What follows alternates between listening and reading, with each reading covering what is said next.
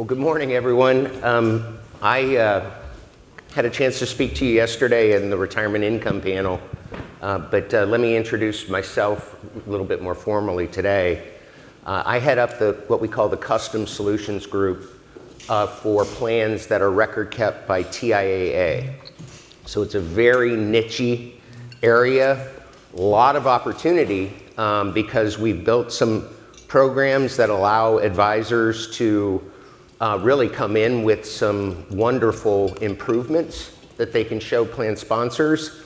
But I've also learned in that process that if my advisor that has the relationship goes in and gives away all the candy or all the answers on the front end of the conversation, oftentimes they can end up helping their prospect, but they don't end up helping themselves. So this presentation I refer to as avoiding free consulting. I created it because I wanted to give the advisors that I work with a leg to stand on where they could have a very productive conversation with a reason to continue the dialogue without giving away all the secrets, at least until the second meeting. So I'm going to start with a little vignette. To quote Van Morrison, this is someone like you, not you, all right, but someone like you. And you're talking to a colleague and you're asking that individual, how'd your meeting go? And that individual comes back to you and says, it was awesome. Well, why was it awesome? Well, he asked a ton of questions. Well, did you have the answers? Oh yeah, I had answers for everything. So, ever happened to you? Ever had one of those meetings? Felt great? Now it's a week or two later, you're meeting again around the water cooler or whatever, and you say, hey, is that prospect a client yet? And your colleague says, unfortunately, no. And you go, no, why no? And he says, well, he's not even responding to my emails or calls anymore. It's total radio silence. Well, what's happened?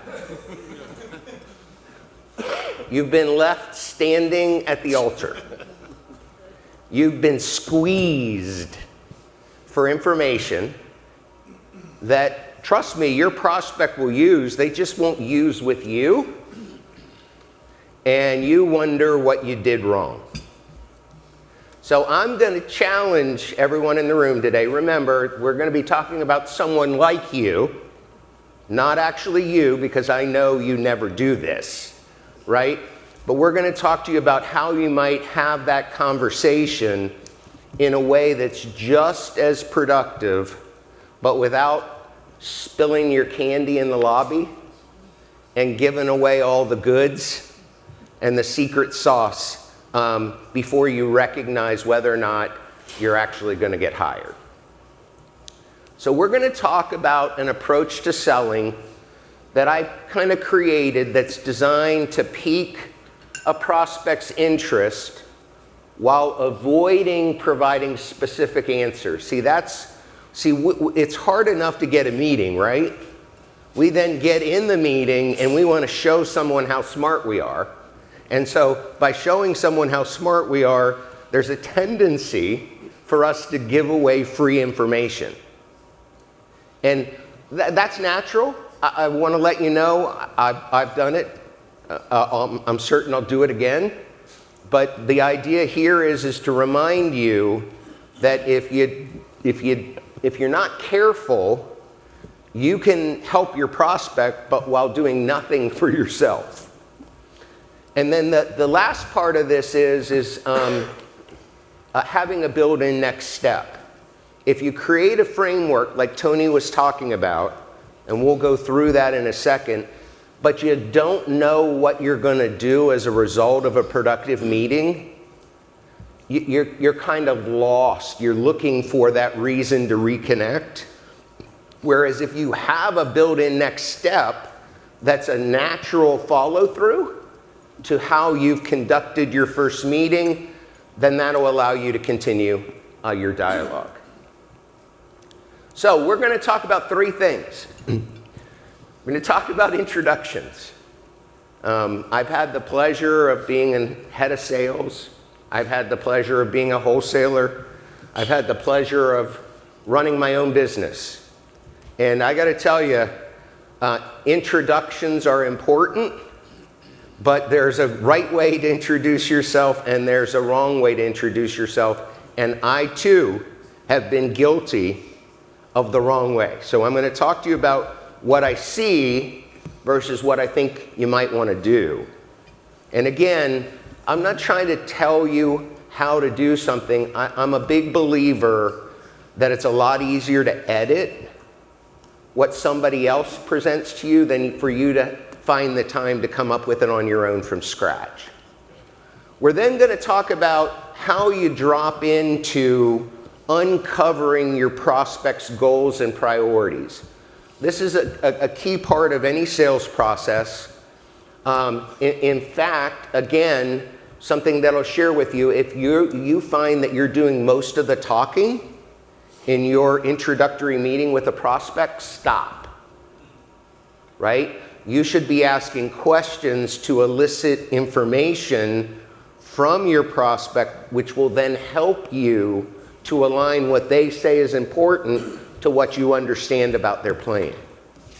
Okay? There's something called the 70-30 rule. You might want to write it down. Your prospect should be speaking at least 70% of the time, with you speaking at most 30% of the time. And I will tell you again, the newer you are in the business, the harder it is to pause and wait for someone to speak. But if you find yourself that you've pulled out the old-fashioned detail shovel and you're just piling fact on fact on fact in a meeting, that's natural, but stop it. People don't buy details, they buy key points. You with me? The last thing we're going to do is, once we've identified goals and priorities, we're then going to show you how you can circle those around into opportunities, and most importantly, to identify intent. See, what I've found when working with the folks that I've worked with is we were really good at steps 1 and 2, but when we got to step 3, we were just too forthgiving in giving them the answers without first identifying whether or not they really had a sincere interest in working with us. And because I protect my people, I didn't want to see them do that, because it could end up working for me, because they go back to their advisor, and then their advisor comes to me and says, we want to do your thing. But that's not what we're out here to do. We're out here to be, comrades in arms, to fight the battle together, to win the opportunity, not the other. So, typical introductions. And again, this is someone like you, not you. I just want to be clear on that. What I've seen as far as introductions, how many people go in with a pitch book? Oh, come on now. You're right? And the front pages of that pitch book contain what? 5, 6, 7 pages of who we are, what we do, and the services that we provide. In fact, I've seen in those meetings where the first 20 minutes, and I might be generous when I say only 20 minutes, is just talking about you, not learning about your prospect. And again, you can continue down this route. I just think that there's a much more productive way to introduce you and your firm without needing that pitch book, and making it just as productive. So what's the alternative? Well, an alternative introduction is to focus on what your clients can expect from you. By the way, the deck's available, so you're welcome to take pictures, but you can also get the deck afterwards. So a good example would be, hey, Brian Roberts, been in the industry for a good while, focus on retirement plans. what our clients expect from me or from our firm is one of the following. They expect us to improve the effectiveness of their plan. They expect us to help them to avoid unnecessary risks. And they expect us to make certain that they're not paying more for the services associated with their plan than they need to be paying. That's kind of what we do in a nutshell. Now, that's an introduction. It gives your client a way of saying, oh, okay, how does that mesh with me? And then it allows you to then segue very quickly to the most important part of of your introductory meeting, which is the uncovering goals and priorities. Without understanding what's important to your prospect, you have no way of knowing what to sell to and how to interrelate. And again, this can be where I've seen people that have like a page of questions, you know, where they're going to go through each one of them. Again, you can do that. I like to make it a little bit more conversational, and I like to just segue. So now you understand kind of what we do and how we'd help you.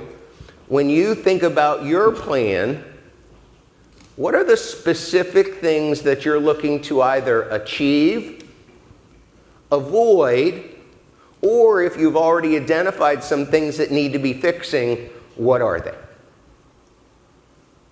A lot simpler, right? Doesn't require having to remember, oh, did I ask this question or that question? And while there may be other things that are more important, it doesn't matter what you think is important. What matters is what your prospect thinks is important. So create the framework that allows you to introduce yourself and then drop directly down into the uncovering goals and priorities.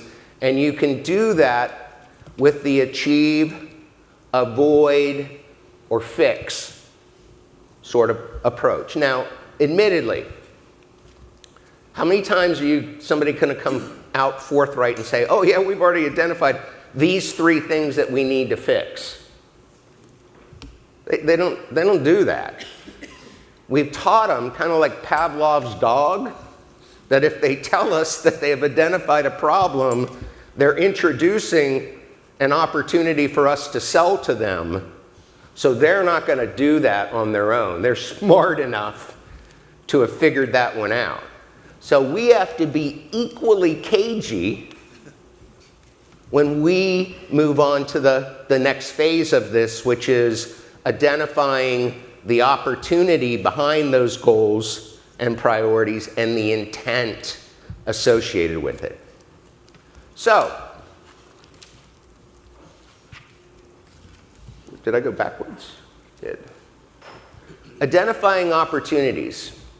The more you're able to get someone to actually say, okay, well, these are our goals, right? This is, I mean, in the grand scheme of things, this is what I want to accomplish. This is what I want to avoid. The more you're able to get your prospect to tell you what their target is, not your target, but their target, the easier it is then to poke around what they say is important and what you believe may be the case regarding their plan. Now again, with these TIAA innovations, we have something that's new and available, and it creates a lot of advantages that just don't exist if somebody hasn't provided these updates to their plan.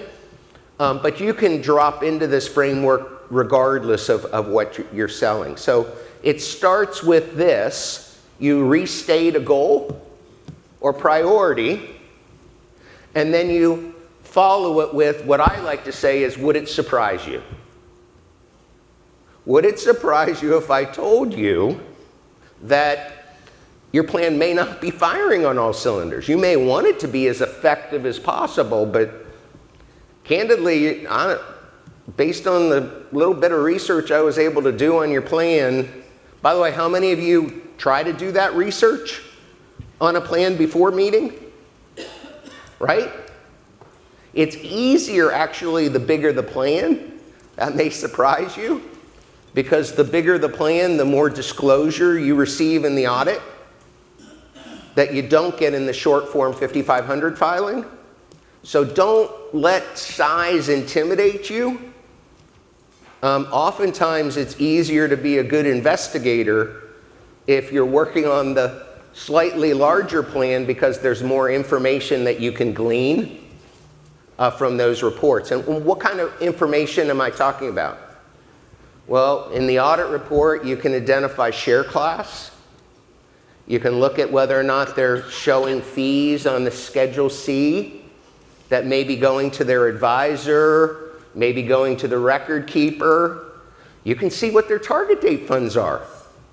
In fact, there's also a part of the audit report that'll tell you what the contribution formula is for the plan, which will help you to see just how generous the employer contribution is, what the employee contributions look like, and when you combine the two together, what's the average savings rate?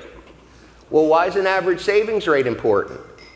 Well, an average savings rate relative to the risk posture of the target date fund lets you know whether or not there's a suitable alignment or match, or whether there's a potential mismatch.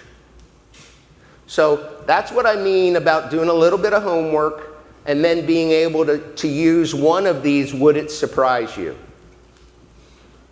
You could use another, maybe assuming unnecessary risk, maybe paying more than is necessary. Again, with our TIAA solution, because we include an allocation to TIAA's fixed account in our target date, that provides revenue to TIAA that they might otherwise not be getting, which gives them more room to reduce their record keeping fees.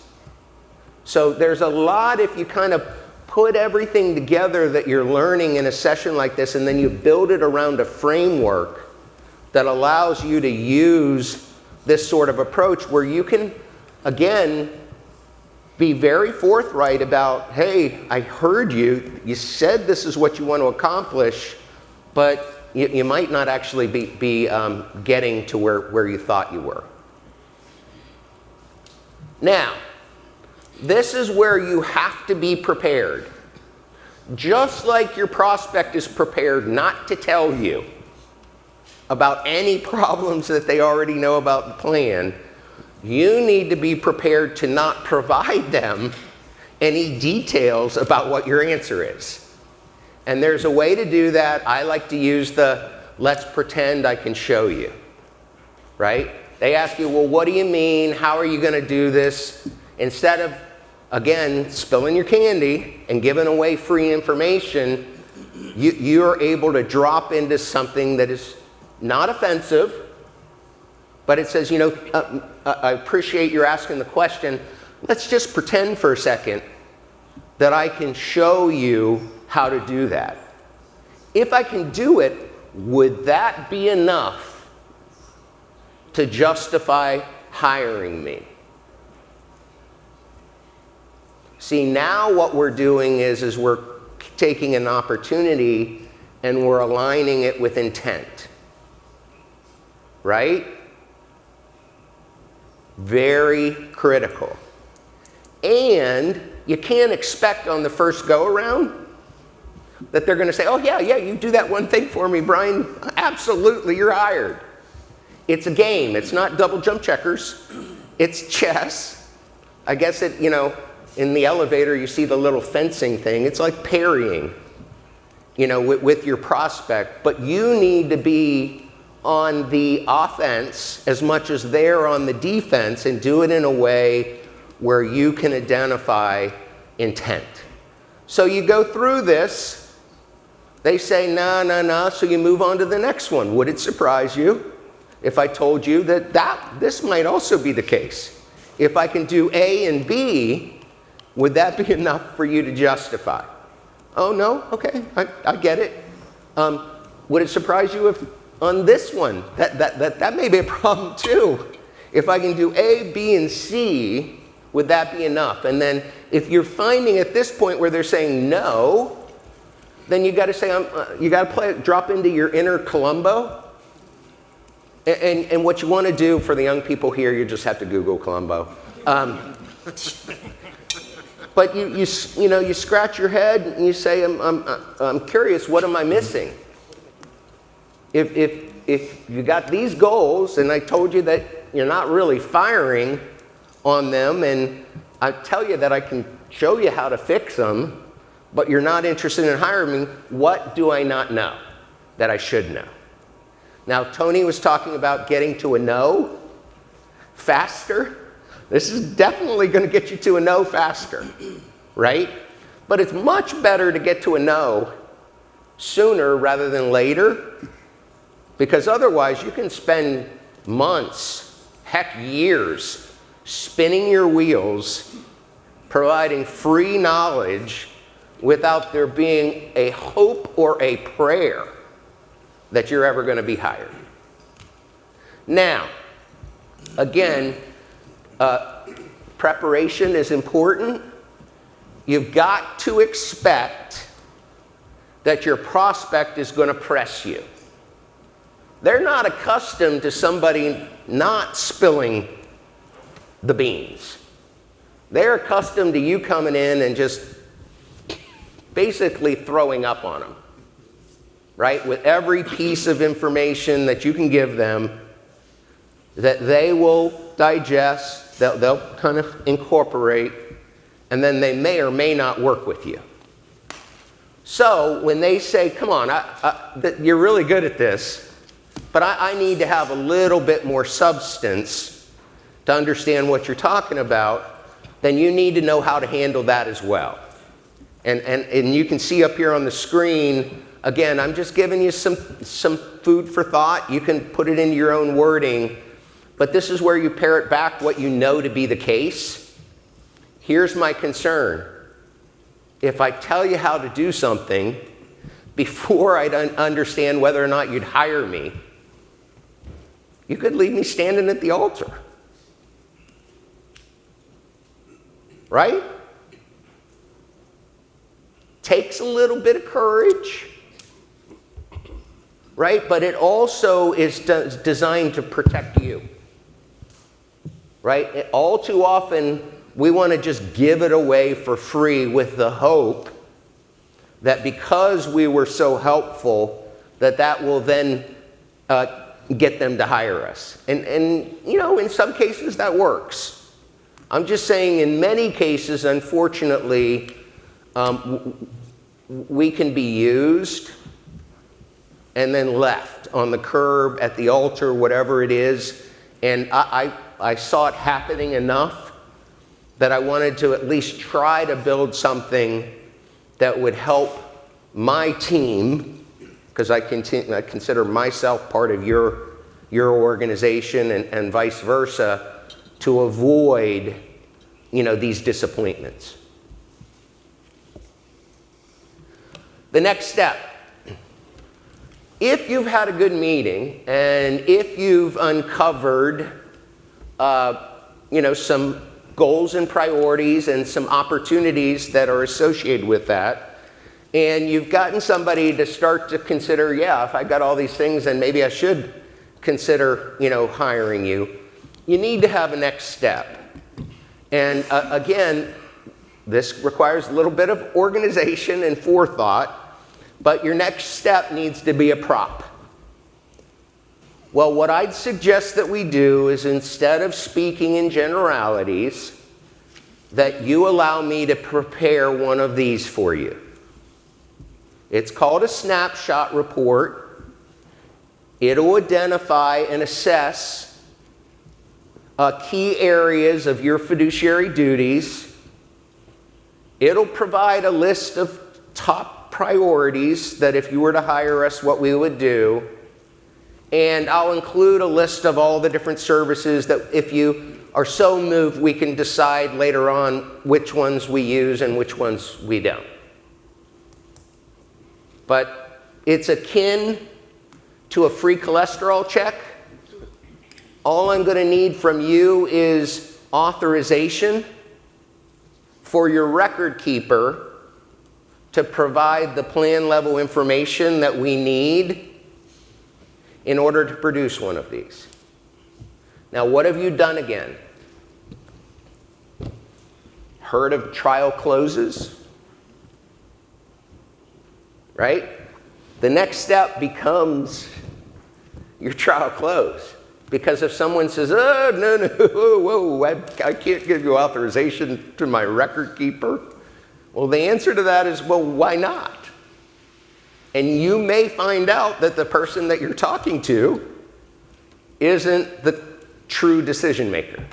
And this is above their pay grade to provide that level of authorization. Has that ever happened to anyone? So what do you do?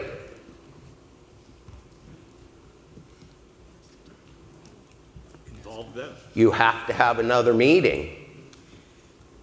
And you have to have another meeting with the right decision makers. And you're going to back off from the snapshot report and you're going to say, well, can we have a meeting with ABC?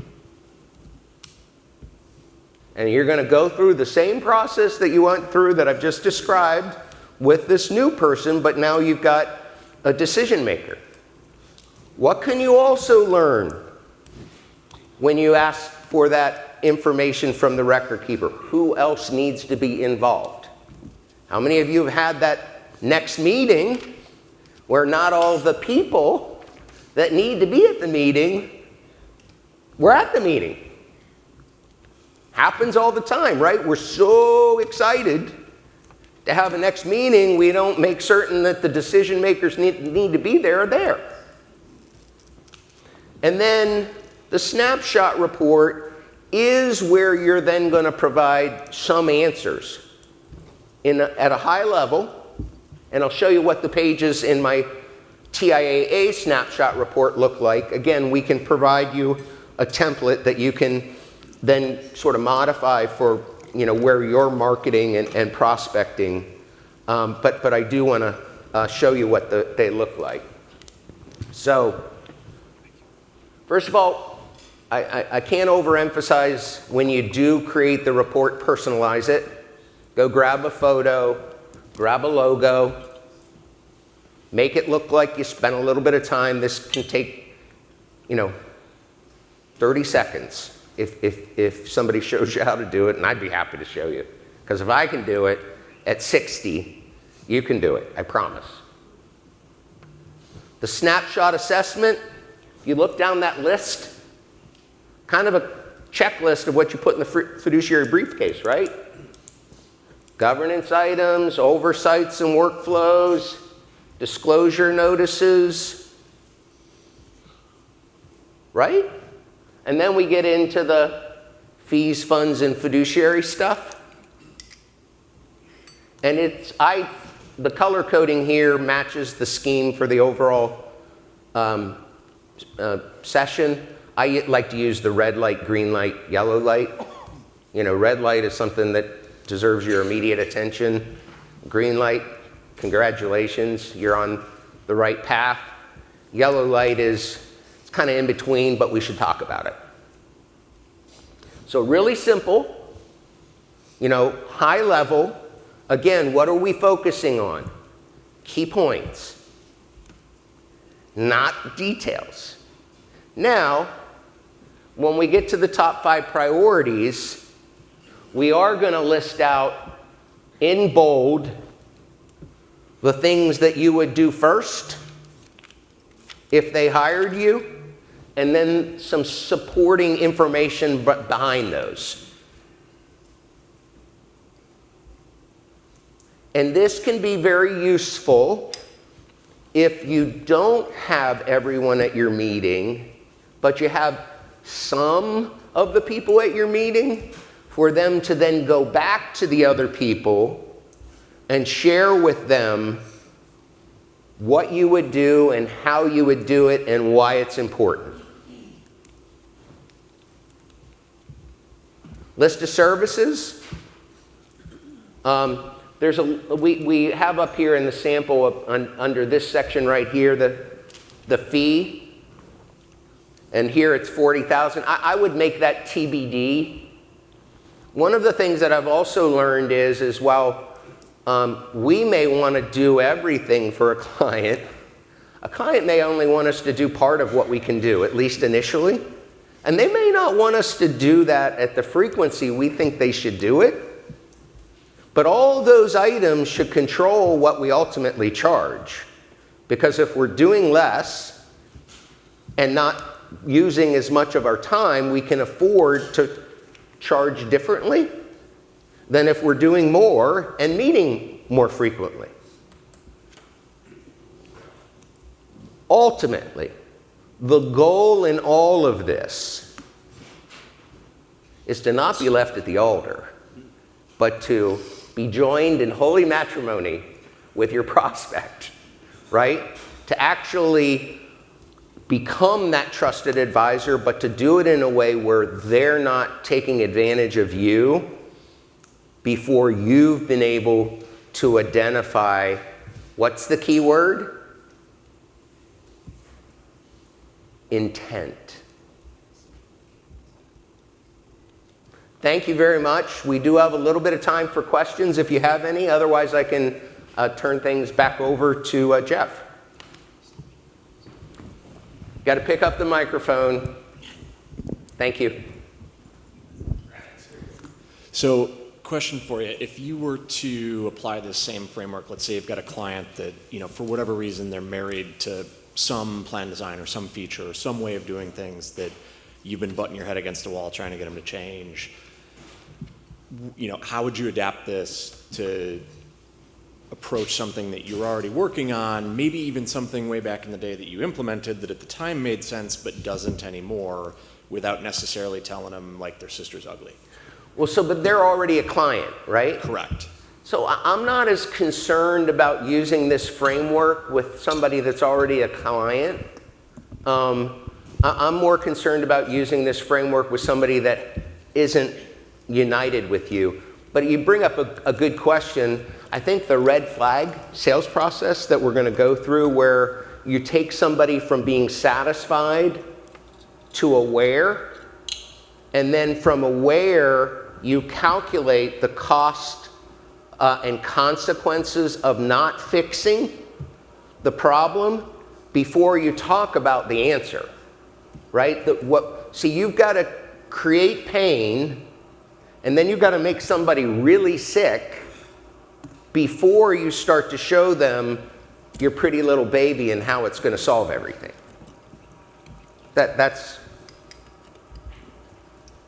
It's really difficult to see, so I apologize. Any other questions? Well, you've been a great audience. Thank you for your time. I hope this was helpful. Hope it, it jogs the brain a little bit. Think of me as kind of a swing coach. The best golfers in the world have swing coaches, so we've got some of the best salespeople in the world. But from time to time, making certain that you're sticking to the fundamentals and making certain that you're, positioning yourself to win is important. So I hope this has been beneficial. Thank you.